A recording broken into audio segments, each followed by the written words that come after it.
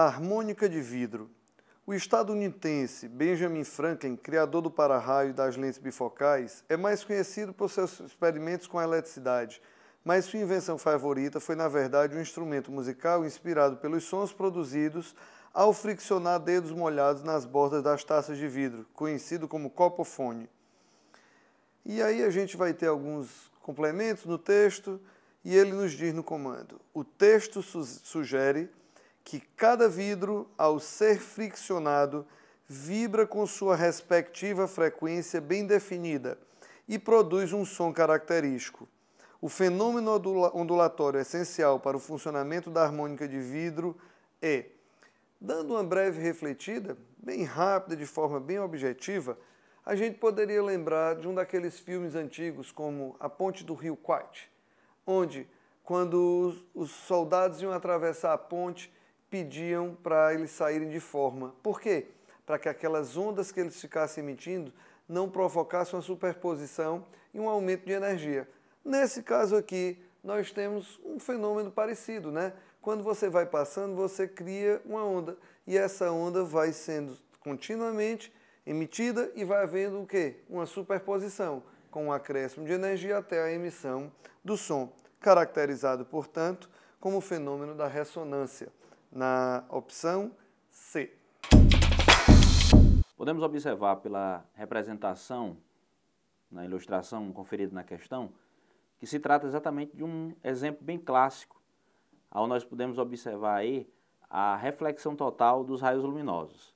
Observe que o orifício sai o jato de água, o pincel de luz, ao atingir exatamente a água, passa a ser conduzido pelo filete de água que está saindo aí pelo orifício. Isso nos lembra praticamente de que? Do fenômeno de reflexão total que acontece exatamente nas fibras ópticas. Com isso, nós chegamos à resposta do item B, como item verdadeiro para essa questão. Uma pessoa leu um texto que citava interferências de ondas. Achou o tema interessante e resolveu ler um pouco mais sobre o assunto. E procurando na internet, achou o fragmento de texto a seguir. Duas ondas geradas por fontes diferentes, quando cruzam uma pela outra, podem gerar dois tipos de interferência, a destrutiva e a construtiva. Caso haja superposição dessas ondas, a amplitude em um ponto é igual à soma ou à diferença das amplitudes de cada uma delas. Vale a pena salientar que após a superposição, as ondas continuam se propagando sem sofrer nenhuma alteração nas suas velocidades e nos seus comprimentos. Certo dia, em um evento musical, a mesma pessoa ficou observando o público bater palmas ao mesmo tempo em que um canhão de luz iluminava a plateia presente. Surgiu então uma inquietação. Se as duas ondas são geradas por fontes diferentes, por que ao se cruzarem não sofrem interferência? A expectativa acerca da ocorrência do fenômeno da interferência de ondas, nesse caso, fisicamente falando, bom, se a gente parar para pensar um pouco, nós estamos falando de ondas de naturezas diferentes, é algo que você pode até reproduzir em casa, né? Você não vai querer que uma onda mecânica venha interferir com a onda eletromagnética. Então, o que é que a gente pode falar? Que essa expectativa dele, de que haja interferência, ela não procede, tá? O som é uma onda mecânica e a luz é uma onda eletromagnética. Portanto, contemplado na opção D. Ao observarmos as alternativas e relacionar com o texto, nós podemos perceber que, em um violão clássico, cada corda possui uma frequência natural de vibração, dependendo de sua afinação. Se uma das cordas do violão estiver afinada, existe uma maneira bem efetiva de afinar as outras cordas. Pode-se tocar a corda afinada em uma nota qualquer, que, se alguma das outras cordas estiver na mesma afinação dessa nota, ela irá vibrar sozinha. O fenômeno ondulatório que melhor explica essa situação é: à medida que uma corda ela é colocada a vibrar, as moléculas de ar que estão próximos a ela passarão também a vibrar. Com isso, uma quantidade de energia será transmitida, de forma que uma corda que esteja ali vizinha também ficará vibrando em uma frequência igual à da corda anterior.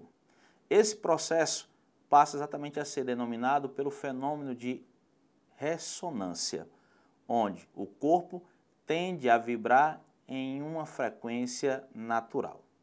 A alternativa, então, passa a ser para a mesma o item D. Olá pessoal, tudo bem com vocês? Nas minhas mãos está uma ótima questão de física que nós vamos apresentá-los agora mesmo. Vamos lá! As micro-ondas têm alta capacidade de penetração na comida, o que possibilita o cozimento por dentro e não a partir da superfície, como ocorre nos fornos convencionais. Além disso, não fazem vibrar as moléculas de vidro ou plástico que não se aquecem no interior do forno. Essa é uma questão da competência 1, habilidade 1, também envolvendo fenômenos ondulatórios. A situação descrita no texto ocorre devido a um fenômeno físico ondulatório denominado de quê? Rapidamente, meus caros, difração é o encurvamento de uma onda quando ela contorna um obstáculo. Isso não tem nenhuma relação com o que nós citamos nos micro-ondas. Interferência, o que está na letra B, é quando uma onda encontra no seu caminho outra onda. Então uma se chocaria com a outra, gerando a interferência. Também não há nenhuma relação disso no texto. Reflexão é quando a onda incide numa superfície e volta a se propagar no mesmo meio, mantendo a sua velocidade.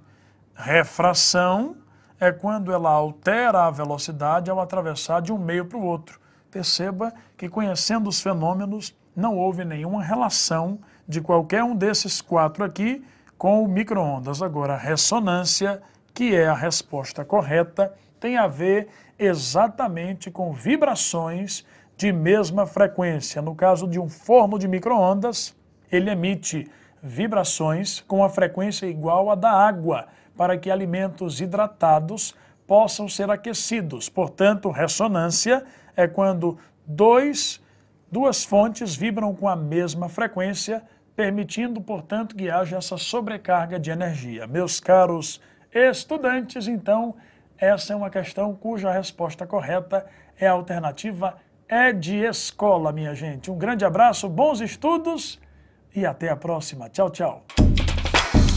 A questão fala a respeito das tatuagens, que já são costumes antigos nas populações marcar o corpo. No entanto, as tatuagens permanentes, elas não podem ser retiradas. E a questão interroga exatamente o porquê que essas tatuagens elas se tornam permanentes quando o pigmento é introduzido na pele.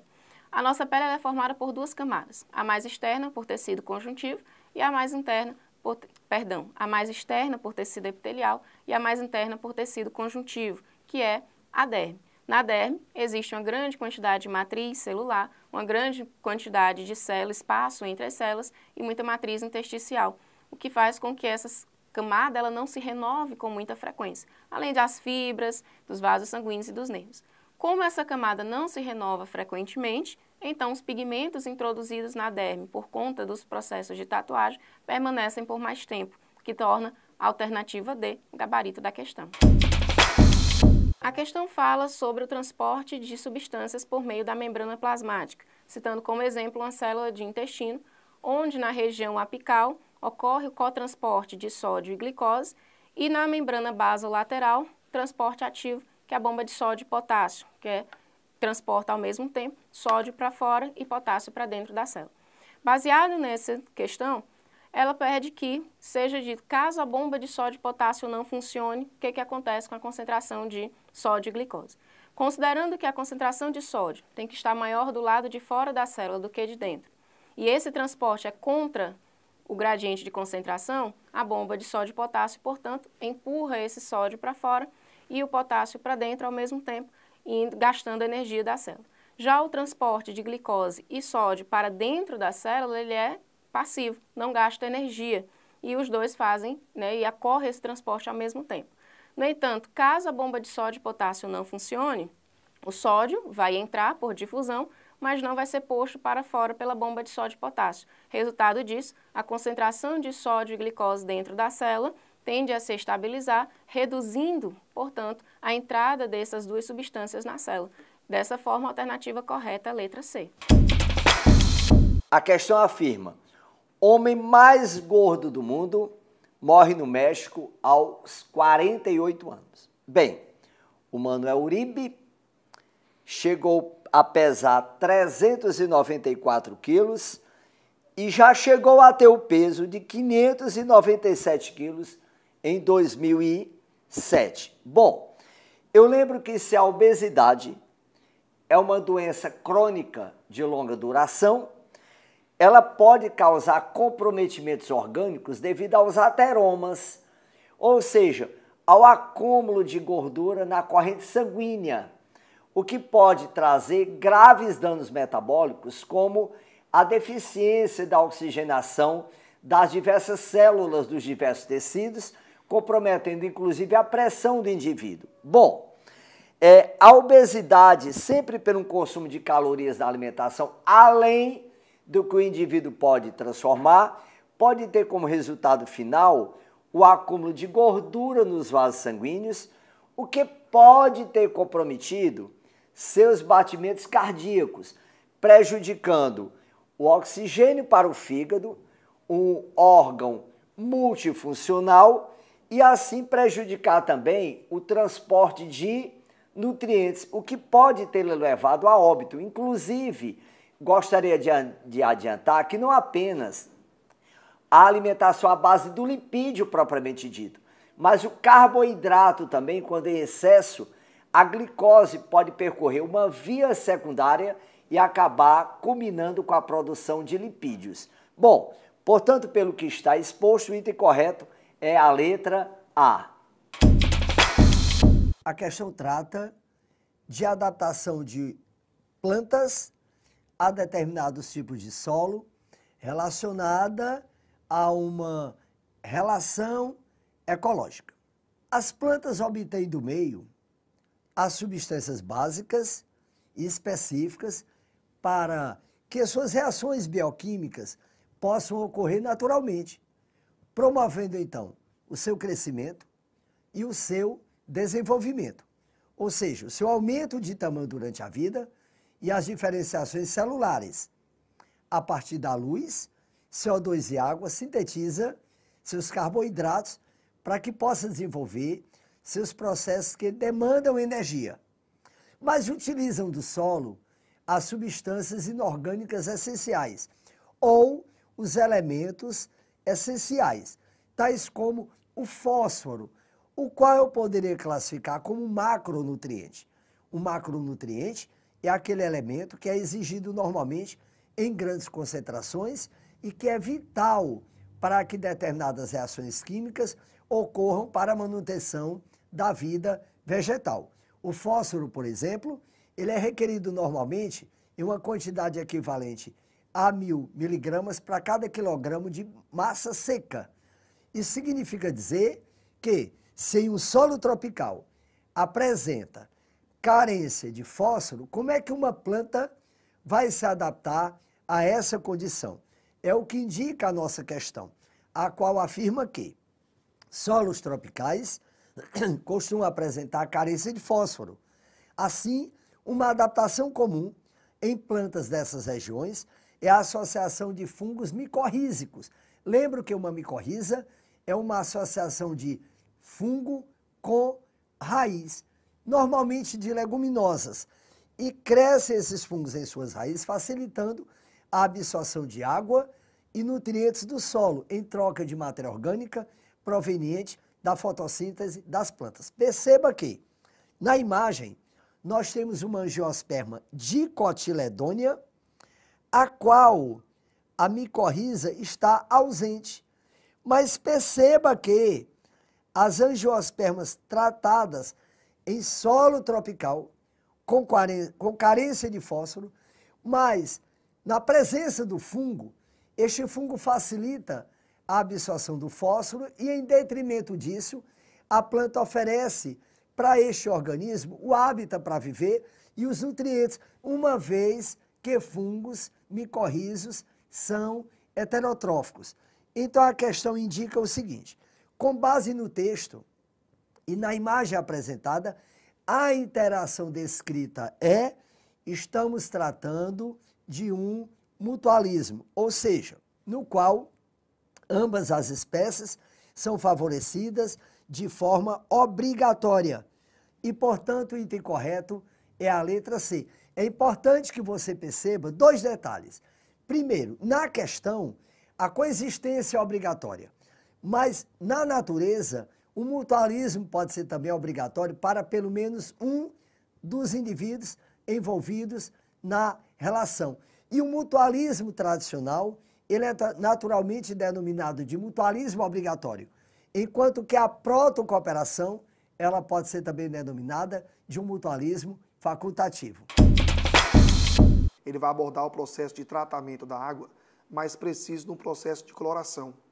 Quando você analisa o comando da questão, ele diz o seguinte: como a melhor eficiência do processo ocorre quando a concentração de íons hidróxidos é de 10 a menos 9 mol por litro, depreende-se que, observe o seguinte, se eu tenho que a concentração de hidroxila é 10 a menos 9, então o pOH vai ser igual a 9. E eu vou lembrar que pH mais pOH é igual a 14. Então, se o pOH é 9, o pH vai ser 5. Então, a melhor eficiência no processo de cloração, eu vou ter exatamente quando você tiver um pH 5. E quando você olha para o gráfico, que você visualiza o pH 5, a espécie mais abundante é o HClO, que é o ácido hipocloroso. Então, ele é o responsável pelo processo de desinfecção. Então, gabarito, letra D. Os autotróficos fotossintetizantes utilizam essa energia eletromagnética no processo fotossintético. E através deste processo, esses produtores sequestram do meio o CO2, um dos gases contribuintes para a retenção do calor. Então, como consequência, esse efeito estufa deve ser minimizado. E a questão quer saber qual das opções você poderia utilizar para minimizar o efeito acelerado do aquecimento global provocado por ações antrópicas, ou seja, por ações humanas. Eu deveria assinalar a letra C, que sugere um reflorestamento maciço, como também diminuir o consumo de produtos que contenham clorofluorcarbonetos. Portanto, é a letra C. No seu enunciado, ela cita o seguinte: a fotossensibilização é um processo em que as moléculas transformam energia luminosa em reatividade química. O mais conhecido produto desse processo é o chamado átomo reativo, com o elétron desemparelhado. Altamente reativa, essa molécula induzida pela UVA pode também ter efeitos deletérios para as células. No comando da questão, ele cita o seguinte: com relação às moléculas orgânicas expostas a esse tipo de radiação, pode-se afirmar que, ora, a onda eletromagnética do tipo ultravioleta, ela apresenta um alto conteúdo de energia e ela está após o violeta, ou seja, ela não está dentro do espectro visível. E como ela apresenta um alto conteúdo de energia, ela permite um procedimento que nós chamamos de quebra homolítica, ou seja, uma cisão homolítica, onde na quebra dessa ligação você vai ficar com um elétron para cada um dos átomos. Consequentemente, eu tenho uma formação de uma espécie química com um elétron desemparelhado, ou seja, uma espécie química de alta reatividade e de alta instabilidade. Como item correto, temos a letra E.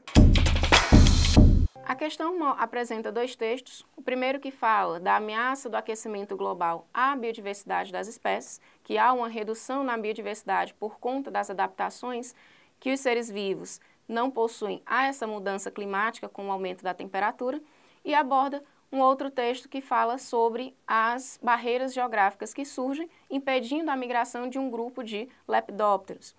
Como eles não migram, eles continuam se reproduzindo e aumentando a sua população em apenas uma região geográfica. E apresenta também um gráfico com duas linhas, dos quais ela quer saber qual delas duas, linha A ou B, representam a capacidade de suporte desse ambiente. Na linha A, os seres vivos oscilam sua reprodução, momentos de maior reprodução, momentos de menor reprodução. até que em torno de 7 anos depois, essa reprodução ela passa da capacidade de suporte do ambiente, chegando a um pico muito elevado e seguido de um decréscimo até chegar à sua extinção. Por conta disso, a linha A representa a capacidade de suporte, onde os seres vivos conseguem sobreviver, tendo seus recursos e também reproduzindo. Portanto, a alternativa da questão, letra E. Ela vai abordar uma propriedade que nós chamamos de umectante, ou seja, a capacidade em reter umidade, ou seja, o processo de higroscopia. Quando você trabalha a molécula da glicerina, ela é um triol, ou seja, eu tenho a presença de 3 hidroxilas. E isso permite, com a água, a formação das ligações de hidrogênio. Essas ligações elas são caracterizadas quando a região parcialmente positiva de uma molécula é o hidrogênio e a região parcialmente negativa é o flúor, o oxigênio ou o nitrogênio. Como resposta correta, a letra E. Uma questão que vai abordar uma reação orgânica, onde você tem a transformação da quitina em quitosana. Esse processo de transformação, quando você analisa as duas estruturas, o que está sendo retirado aí é o chamado grupo acetil, CH3-C-O. A retirada desse grupo acetil caracteriza um processo de desacetilação. Gabarito correto, letra D. A questão cita o seguinte: na seleção de substâncias que atuem no controle do mosquito Aedes, uma substância importantíssima é o metopreno. Ele atua na fase de desenvolvimento do mosquito, impedindo que seu ciclo seja concluído. Esse composto é um larvicida utilizado em larga escala. A estrutura do metopreno possui um grupamento éster, e aí vamos lembrar que o grupamento éster ele tem a região do carboxilato, conjugado com ligação dupla, um grupo metóxi, que no caso vai ser o CH3 oxigênio, ligado a um carbono terciário, que é um carbono que está ligado a outros 3, e 5 carbonos sp2, que são carbonos que fazem uma dupla e 2 simples. Quando ele cita a expressão conjugado, é exatamente porque você vai ter ligações duplas alternadas próximas ao grupamento do éster. Então vejamos. Na letra A, observe que a ligação π da região do carboxilato, ela não está alternando com a ligação π da região circulada. Então, para que isso ocorra, vamos ter que ter a presença de π, não π, π. Então, por exemplo, na letra B, essa região é uma região que ela está conjugada, porque eu vou ter ligações π alternadas, né?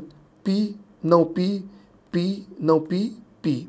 Porém, na letra A, esse sistema de conjugação ele não é obedecido. Porém, a letra B não é a letra correta, porque ele fala da presença de um grupo que nós chamamos de metóxi. E essa região, ela vai caracterizar um grupo do tipo etóxi, já que eu tenho 2 carbonos. Na letra C, o sistema conjugado não é obedecido. Então, eu tenho uma ligação π, depois eu vou ter 2, 3 ligações simples para ter novamente uma π, o que não vai caracterizar o sistema de conjugação. Na letra D, observe, vamos ter a região do éster, que é a região do carboxilato, vamos ter ligações π alternadas, caracterizando o sistema conjugado, vamos ter a presença de um grupo metóxi, que está ligado a um carbono terciário, que é um carbono que está ligado a outros 3 carbonos, caracterizando assim o grupo correto. Então, letra D de dado.